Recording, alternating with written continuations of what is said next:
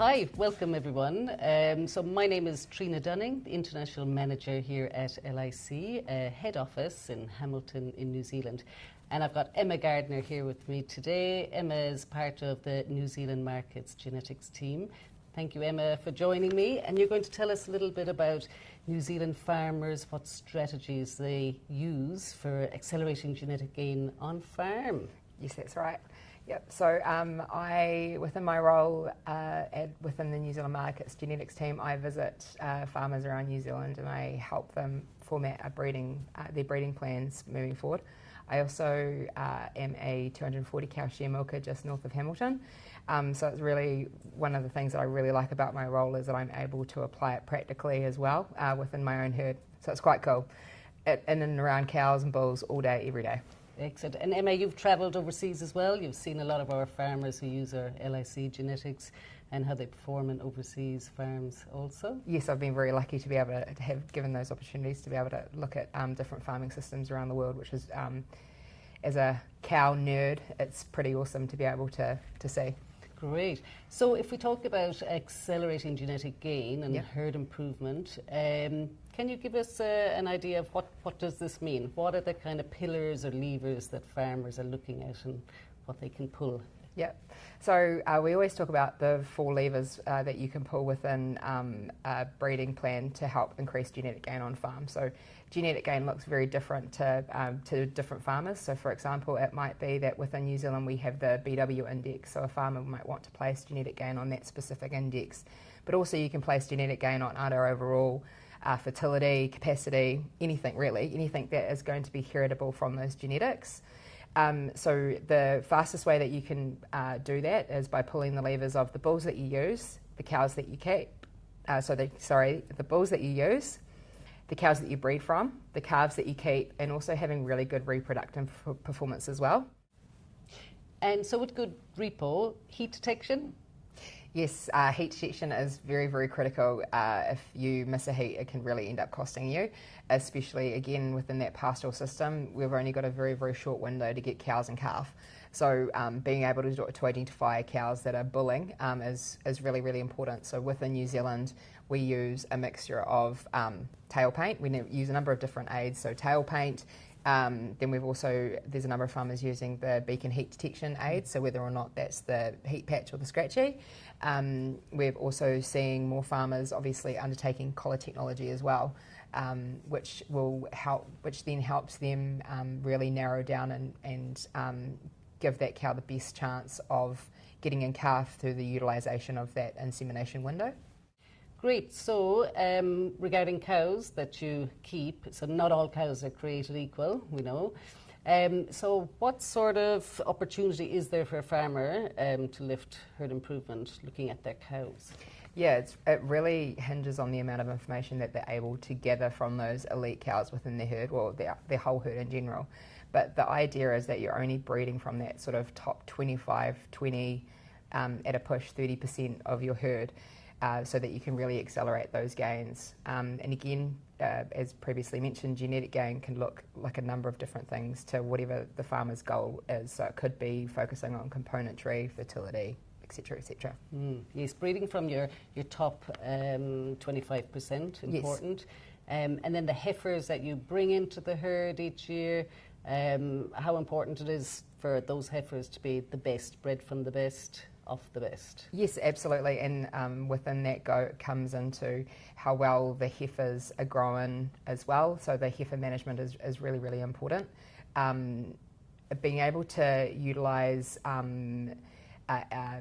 yearling-friendly semen and use and mate your yearlings is the fastest way to get genetic gain on farm, utilising the generational interval essentially. So it's the fastest way that any farmer can make genetic gain because you're shortening up that generational interval between the cow and the bull that you're using. So you're getting the genetics a lot faster within your herd. Okay, so the use of genetics, top LIC sires, I'm sure, and picking traits to suit what your breeding strategy is all about. Yep. Can you tell us more about how New Zealand farmers utilise sires over their over their herd? Yeah, absolutely. So we are definitely seeing more of a shift towards using that genomic sire or the younger sires within their herds. And again, going back to generational interval, it's getting the genetics faster within the New Zealand population.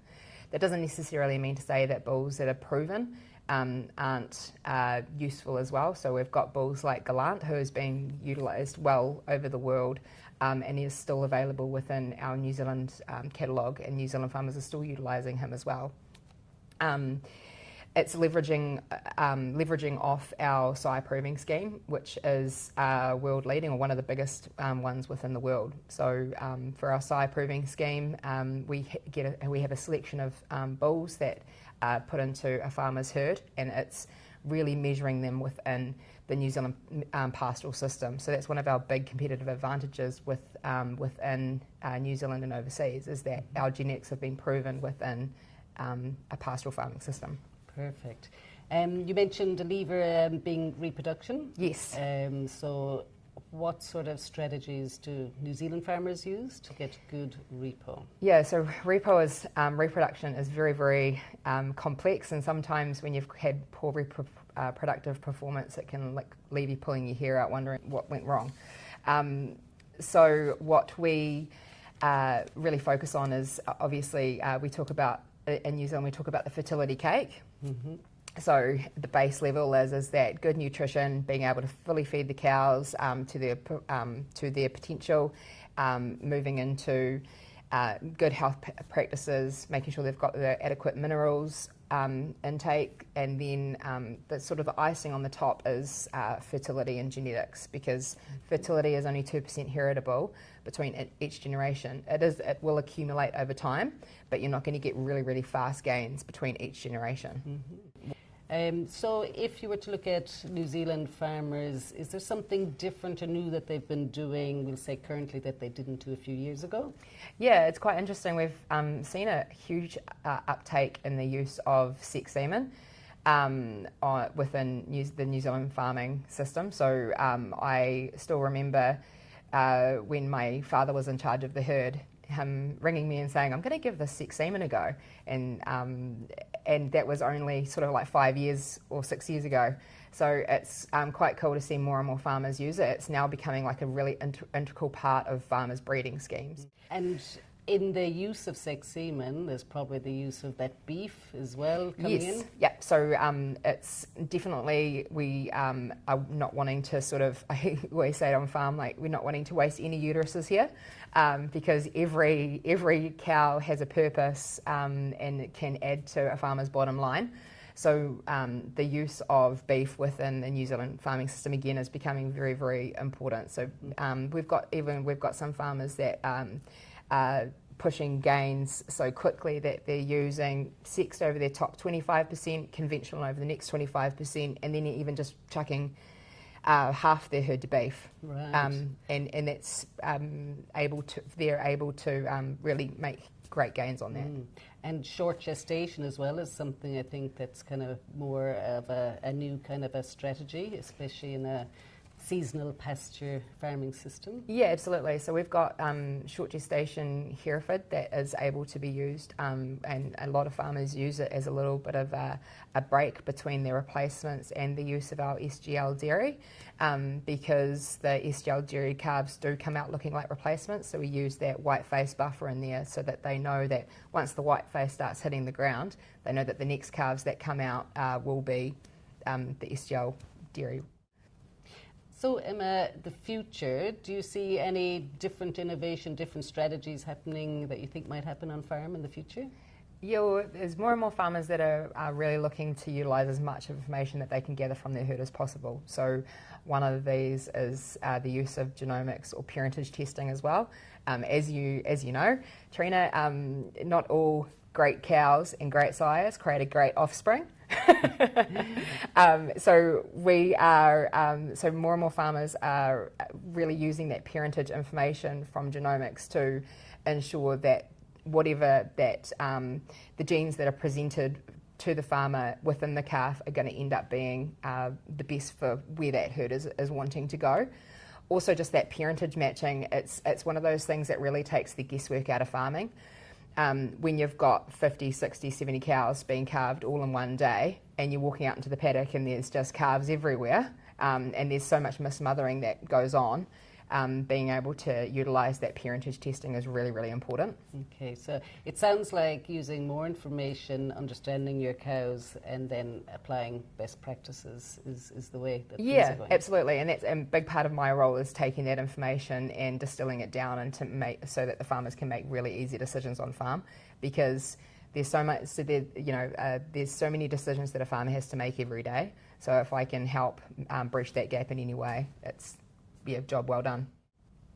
So if you were to say to a New Zealand farmer, maybe focus on maybe one of these pillars to grow herd improvement or genetic gain, what would be one that's probably more important than the others? Yeah, well, if they're able to, then mating of the yearlings would probably be the one that I would encourage the most, because just as I mentioned before, being able to bring the genetics into the herd faster and through the utilisation of that generational interval.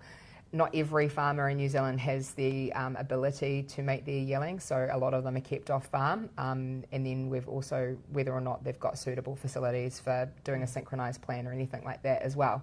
So if they're not able to make their yearlings, then the use of sex semen over their top cows is definitely that's the next cab off the rank. So the perfect cow, what is the perfect cow that a seasonal pasture-based farmer is looking for? We'll say on your farm, what are you looking for? So it's really, really hard because all of your children mean so much to you. But for me, when I'm selecting the bulls that are going to go into my herd, so I personally really love a Kiwi cross, a nice capacious Kiwi cross cow. I want a cow that's going to get in calf first time, every time. I want a cow that is going to produce her milk solids of her live weight, so 500 kg cows typically within my herd. So I want cows that are going to do at least 500 kgs. I want them to be aggressive grazers, so get out in the paddock and really put that feed away. I want them to, of course, look beautiful, and I want them to also be really efficient at what they do. Come into the shed, not kick, have great temperament, just do their job. So that's the perfect cow. That's the perfect cow. Fantastic. So I suppose the takeaway message here for good herd improvement, could you sum up kind of a few key points for farmers everywhere to be thinking about? Yeah, so I really encourage farmers everywhere to be looking at the information that they have made available to them, so whether or not that's milk recording, genomic testing, even information that they're able to gather themselves within their own herd. We're really, really good at always looking over the fence at what other people are doing, but concentrating on what's happening within your own farm will really help you make those gains. And so that's why it's really important for farmers to focus on their own specific goals and what the genetic gain looks to them. So whatever their goals translate to, it's the bulls that you're using, and do those bulls meet your goals? Are the cows that are performing really, really well within your system, you're mating the best genetics available to them, whether or not that's through the use of sex semen or cutting out the bottom to beef, the ones that are kind of riding on the other cow's coattails, so to speak. And then the next piece is as well is that yearling and heifer management of calves that are coming into your herd, making sure that you're selecting the ones that are from those elite cows and making sure that they're really, really well-grown heifers, so that within 15 months they're ready to get in calf and join the herd. Fantastic. Thank you, Emma. And a lot of the points that you've touched on, we've got more webinars coming that'll focus on those topics. But thank you so much for sharing all your insights. No worries.